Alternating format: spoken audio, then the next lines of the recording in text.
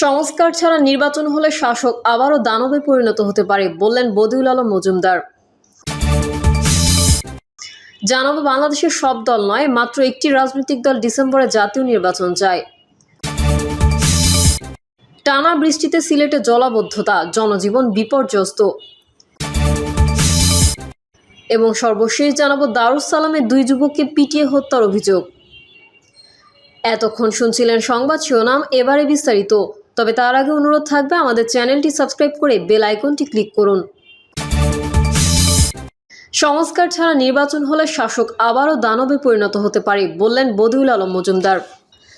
জাতীয় ঐকমত্য কমিশনের সদস্য সুজন সম্পাদক ডক্টর বদিউল আলম মজুমদার বলেছেন, আবু সাইদ সহ ছাত্ররা প্রাণ দিয়েছিল দেশের মৌলিক সংস্কারের জন্য। সংস্কার ছাড়া নির্বাচন হলে স্বৈরাচারী ব্যবস্থায় দেশ ফিরে আসার আশঙ্কা থেকে যায়। সংস্কার ছাড়া সুষ্ঠু নির্বাচনের মাধ্যমে ক্ষমতায় গেলেও শাসক আবারও দানবে পরিণত হতে পারে। এজন্য সংস্কার প্রয়োজন। আমরা আশা করছি আবু সাইদের শহীদ দিবসে সংবিধান সংস্কার সহ গুরুত্বপূর্ণ সংস্কারের রাজনৈতিক দলের সঙ্গে চুক্তি স্বাক্ষরিত হবে। ডক্টর বদিউল আলম মজুমদার বলেন, বর্তমান সরকার অধ্যাদেশ জারির মাধ্যমে কিছু সংস্কার কাজ শুরু করতে পারবে, কিন্তু কিছু বিষয়ে রাজনৈতিক দলের সম্মতি লাগবে। তা আমরা জাতীয় সনদে অন্তর্ভুক্ত করেছি। জাতীয় সনদের বিষয় নিয়ে আপনাদের সবাইকে সচেতন ও সোচ্চার হতে হবে। ছাত্র রাজনীতি নিয়ে তিনি বলেন, ছাত্ররা রাজনীতি করবে, সাংস্কৃতিক কর্মকাণ্ডে অংশ নেবে। লাঠিয়াল বাহিনী হলে তারা দলের ভেতরে হবে। হাসিনার পতন শুরু হয়েছিল যেদিন ছাত্রলীগকে বিশ্ববিদ্যালয় থেকে বিতাড়িত করা হয়েছিল। এই ধরনের লাঠিয়ালের রাজনীতি স্বৈরাচার সৃষ্টিতে অন্যতম ভূমিকা রেখেছে। আমরা ছাত্র রাজনীতি বন্ধ চাই না। লেজুর ভিত্তিক ছাত্র শিক্ষক রাজনীতি, পেশাজীবী সংগঠন বন্ধ হওয়া দরকার।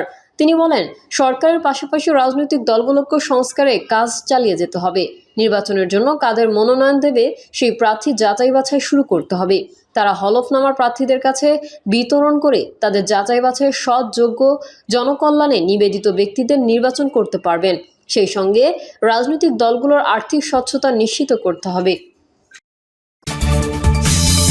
বাংলাদেশের সব দল নয়, মাত্র একটি রাজনৈতিক দল ডিসেম্বরে জাতীয় নির্বাচন চায়। বাংলাদেশের সব দল নয়, মাত্র একটি রাজনৈতিক দল ডিসেম্বরে জাতীয় নির্বাচন চায় বলে দাবি করেছেন প্রধান উপদেষ্টা ডক্টর মোহাম্মদ ইউনূস। বৃহস্পতিবার টোকিওর ইম্পেরিয়াল হোটেলে 90তম নিক্কেই ফোরাম ফিউচার অব এশিয়ার উদ্বোধনী অধিবেশনের মূল বক্তব্যে তিনি এই কথা বলেন। খবর জাপান টাইমসের। ডক্টর ইউনূস বলেন, আমার কোনো রাজনৈতিক অভিলাষ নেই। নির্বাচিত সরকারের কাছে ক্ষমতা হস্তান্তর করাই আমার প্রধান লক্ষ্য। মানুষের ন্যায় বিচার, সমতা, স্বাধীনতা, মর্যাদা নিশ্চিত এবং গণতন্ত্র মসৃণ রূপান্তরের লক্ষ্যে একটি অবাধ, সুষ্ঠু ও বিশ্বাসযোগ্য সাধারণ নির্বাচনের জন্য প্রস্তুতি নিচ্ছে অন্তর্বর্তী সরকার। সংস্কার, বিচার এবং নির্বাচন, এই তিনটি দায়িত্ব অন্তর্বর্তী সরকার পালন করবে জানিয়ে তিনি বলেন, ডিসেম্বরে নির্বাচন হবে কিনা তা নির্ভর করছে সংস্কার কতটুকু সম্পন্ন হয় এর ওপর। ডিসেম্বরে নির্বাচন দেওয়া নিয়ে একটি নির্দিষ্ট রাজনৈতিক দলই বলছে, কিন্তু সব দল নয়। ডিসেম্বর থেকে জুনের মধ্যে নির্বাচন করতে সরকার বদ্ধপরিকর। ডিসেম্বরে নির্বাচন করতে গেলে তাড়াহুড়ো করে সংস্কার করতে হবে। ভালো করে সংস্কারের জন্য নির্বাচনের ডিসেম্বরের পর আরও 6 মাস প্রয়োজন। নির্বাচিত দলের হাতে দায়িত্ব ছেড়ে দিতে চাই। অনেক চড়াই উত্তারের মধ্যে দিয়ে ক্ষমতায় আসা এই সরকারের মূল লক্ষ্য দেশের মানুষের আকাঙ্ক্ষা পূরণ করা। উত্তাল বিশ্বে এশিয়ার চ্যালেঞ্জ শীর্ষক বক্তব্যে অধ্যাপক ইউনূস আরও বলেন, সমাজের অভ্যন্তরে এমনকি নাগরিক ও প্রতিষ্ঠানের মধ্যে আস্থা হ্রাস পাচ্ছে। বিশ্ব ক্রমেই অস্থির হয়ে উঠছে। তিনি বলেন, আমরা এক গভীর অনিশ্চিত সময় পার করছি। আমরা এমন একটি বিশ্বকে প্রত্যক্ষ করছি যেখানে শান্তি বিনষ্ট হচ্ছে, উত্তেজনা বাড়ছে এবং পারস্পরিক সহযোগিতা সবসময় নিশ্চিত থাকছে না। এশিয়া ও তার বাইরের বিভিন্ন অঞ্চলে সংঘর্ষ শুরু হয়েছে এবং শান্তি দিন দিন উধাও হয়ে উঠছে। ইউক্রেন, গাজা এবং দক্ষিণ ও দক্ষিণ পূর্ব এশিয়ার দেশগুলোতে যুদ্ধ ও মানবসৃষ্ট সংঘাত হাজারো মানুষের জীবন ও জীবিকা ধ্বংস করে দিচ্ছে। তিনি বলেন, আমাদের প্রতিবেশী দেশ মিয়ানমারে গৃহযুদ্ধ এক নির্মম রূপ নিয়েছে এবং সাম্প্রতিক ভূমিকম্প এর গভীর মানবিক সংকটকে আরও অন্ধকারে ঠেলে দিয়েছে। প্রধান উপদেষ্টা বলেন, সম্প্রতি আমাদের দুই প্রতিবেশীর মধ্যে একটি সংক্ষিপ্ত কিন্তু ব্যয়বহুল যুদ্ধ সংঘটিত হয়েছে। অত্যন্ত দুঃখজনক যে আমরা কোটি কোটি টাকা যুদ্ধের পেছনে ব্যয় করছি, অথচ লাখ লাখ মানুষ না খেয়ে বা ন্যূনতম চাহিদার জন্য লড়াই করছে।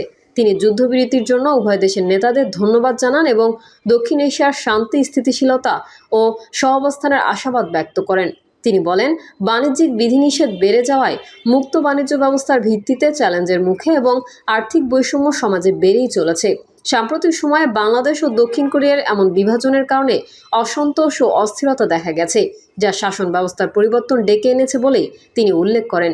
তিনি বলেন, বহুমুখী অভ্যন্তরীণ চ্যালেঞ্জ থাকা সত্ত্বেও বাংলাদেশ বৈশ্বিক শান্তি ও নিরাপত্তায় ভূমিকা রাখতে জাতিসংঘ শান্তিরক্ষা ও শান্তি প্রতিষ্ঠা মিশনে অংশগ্রহণের মাধ্যমে এবং মানবিক কারণে মিয়ানমার থেকে পালিয়ে আসা 10 লাখ রোহিঙ্গাকে আশ্রয় দিয়ে ডক্টর ইউনূস বলেন, বিশ্বের অর্ধেকের বেশি মানুষের আবাসস্থল এশিয়া অনিশ্চয়তার কেন্দ্রস্থলে, একই সঙ্গে সম্ভাবনারও কেন্দ্রে। আমাদের চ্যালেঞ্জগুলো বিশাল, কিন্তু আমাদের সম্মিলিত শক্তিও বিশাল। এই বাস্তবতায় আমি বিশ্বাস করি এশিয়ার সামনে একটি সুযোগ, এমনকি একটি দায়িত্ব রয়েছে বিভিন্ন পথ দেখানোর, শান্তির, সংলাপের, অন্তর্ভুক্তিমূলক উন্নয়নের, শুধু সংখ্যাগত নয়, মানুষের কল্যাণ, আস্থা ও আশার উন্নয়ন। তিনি বলেন, এশিয়ার ভবিষ্যৎ কেবল অর্থনীতি বা ভূরাজনীতির বিষয় নয়, এটি মানুষের ভাবনার এবং সাহসের বিষয়।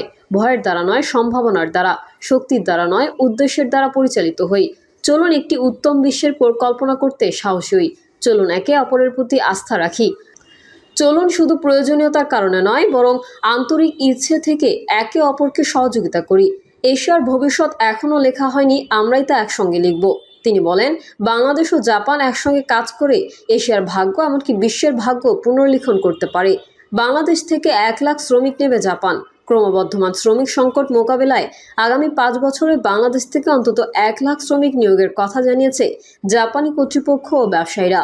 বৃহস্পতিবার টোকিওতে বাংলাদেশ সেমিনার অন হিউম্যান রিসোর্সের শীর্ষক এক সেমিনারে প্রধান উপদেষ্টা অধ্যাপক মোহাম্মদ ইউনূস বলেন, জাপানে বাংলাদেশিদের জন্য কর্মসংস্থানের সুযোগ সৃষ্টি করতে অন্তর্বর্তীকালীন সরকার প্রয়োজনীয় সবকিছু করবে, বরং জাপানকে জানারও দ্বার উন্মোচন করবে বাংলাদেশের মানুষের জন্য। সেমিনারে প্রধান উপদেষ্টার উপস্থিতিতে 2টি সমঝোতা স্মারক স্বাক্ষর করা হয়। প্রথমটি বাংলাদেশের bureau of manpower, employment and training ও কাইকন ড্রিম স্ট্রিটের মাধ্যমে, দ্বিতীয়টি BMET ও জাপানের national business support combined and cooperatives এবং JBBR এর মাধ্যমে। প্রধান উপদেষ্টা বলেন, এই অনুষ্ঠানটি একটি দ্বার উন্মোচনের প্রতীক। বাংলাদেশ 18 কোটি মানুষের দেশ, যার অর্ধেকই 27 বছরের নিচে। সরকারের কাজ হলো তাদের জন্য দরজা খুলে দেওয়া। শিজুওকার কর্মপরিবেশ উন্নয়ন সমবায়ের তত্ত্বাবধায়ক সংস্থার প্রতিনিধি পরিচালক মিৎসুরু মাতসুশিতা বলেন, অনেক জাপানি কোম্পানি বাংলাদেশিদের বিষয়ে আগ্রহ প্রকাশ করছে এবং তিনি বিশ্বাস করেন যে এই ধারা অব্যাহত থাকবে। তিনি বলেন, বাংলাদেশি মেধাবীদের বিশাল সম্ভাবনা রয়েছে, তাদের প্রতিভা লালন করা আমাদের দায়িত্ব। NBCC চেয়ারম্যান মিকিও কোসাগায়ামা বলেন, প্রায় 14 বছর আগে অধ্যাপক ইউনূস জাপানে এসেছিলেন এবং ক্ষুদ্র ঋণের মাধ্যমে নারীদের সহায়তার গল্প বলেছিলেন। তিনি বলেন, আমাদের ফেডারেশন তরুণ ও দক্ষ শ্রমিকের জন্য বাংলাদেশকে একটি সম্ভাবনাময় উৎস হিসেবে দেখছে। তারা উভয় দেশের উন্নয়নে অবদান রাখতে পারবে। আগামী 5 বছরে আমরা 1 লাখ বাংলাদেশি শ্রমিককে স্বাগত জানাতে প্রস্তুত।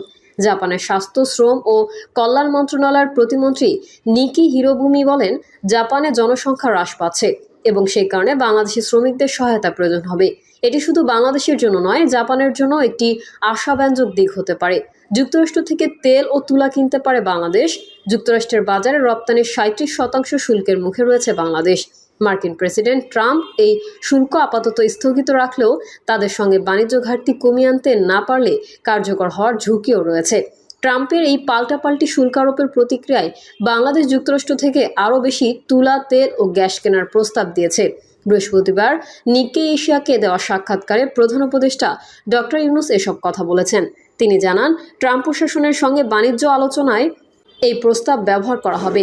জাপানের শীর্ষস্থানীয় গণমাধ্যম নিক্কেই এর বার্ষিক ফিউচার অব এশিয়া সম্মেলনের সাইডলাইনে প্রধান উপদেষ্টা এই সাক্ষাৎকার দেন। এ সময় তিনি উল্লেখ করেন যে যুক্তরাষ্ট্রের প্রেসিডেন্ট ডোনাল্ড ট্রাম্প প্রতিটি অংশীদারের সঙ্গে বাণিজ্য ঘাটতি কমাতে চাইছেন। যদি আমাদের আমেরিকান পণ্য কেনার প্রস্তাবটি গ্রহণ করা হয়, তবে অন্যান্য দেশ থেকে একই ধরনের পণ্য আমদানি থেকে সরে আসবে বাংলাদেশ। ডক্টর ইউনূস বলেন, মধ্য এশিয়া থেকে আমরা প্রচুর তুলা কিনি, ভারত থেকেও তুলা কিনি। এখন আমরা দেখছি কেন আমরা যুক্তরাষ্ট্র থেকে কিনব না। এতে বাণিজ্য ঘাটতি অনেক কমে যাবে। টানা বৃষ্টিতে সিলেটে জলাবদ্ধতা, জনজীবন বিপর্যস্ত। টানা ভারী বৃষ্টিপাতের কারণে সিলেট মহানগরীর বেশ কয়েকটি এলাকা পানির নিচে তলিয়ে গেছে। শনিবার দুপুর 1টার পর থেকে শুরু হওয়া কয়েক ঘন্টার টানা বৃষ্টিতে নগরীর বিভিন্ন এলাকা হাঁটু থেকে কোমর সমান পানিতে ডুবে যায়। এতে সাধারণ মানুষের জনজীবন চরমভাবে বিপর্যস্ত হয়ে পড়েছে। সরেজমিনে দেখা যায়, সিলেট নগরের কাজল শাহ, মেজর টিলা, চৌহাট্টা, দারগা মহল্লা, পাঠানটুলা, হাওয়াপাড়া, লালাদিঘির পার, ঘাসুটুলা, বন্দরবাজার, টিলাগড়, লামাবাজার ও সুবিধাবাদ বাজার গুরুত্বপূর্ণ সড়কগুলো জলাবদ্ধতার কবলে পড়েছে। এতে ভোগান্তিতে পড়েন কর্মজীবী থেকে শুরু করে শিক্ষার্থী ও ব্যবসায়ী সহ সব শ্রেণী পেশার মানুষ। দরগা মহল্লা এলাকার স্থানীয় বাসিন্দা আজমল আলী ঢাকা পোস্টকে বলেন, বৃষ্টি হলেই আমাদের এলাকা প্লাবিত হয়। দুপুরের পর শুরু হওয়া বৃষ্টিতে আমরা বাসার পানি ঢুকেছে। হঠাৎ আসা এই পানিতে বিপর্যস্ত হয়ে পড়েছি। হাওয়াপাড়া এলাকার বাসিন্দা আফসানা রহমান বলেন, প্রতিবার বৃষ্টিতে জলাবদ্ধতা হয়। এটা তো বন্যা নয়। সিটি কর্পোরেশনের ড্রেন পরিষ্কার করার কথা বলে, কিন্তু বাস্তবে কিছু হয় না। আমাদের দুর্ভোগ যেন শেষ হয় না। সিলেট সিটি কর্পোরেশনের প্রধান প্রকৌশলী নূর আজিজুর রহমান বলেন, অতিরিক্ত বৃষ্টিপাতের কারণে কিছু এলাকায় পানি জমেছে। আমরা জরুরি ভিত্তিতে ড্রেন পরিষ্কার ও পানি নিষ্কাশনের কাজ চালাচ্ছি। তবে জলাবদ্ধতা কমানোর জন্য দীর্ঘমেয়াদী পরিকল্পনা প্রণয়ন করা হচ্ছে।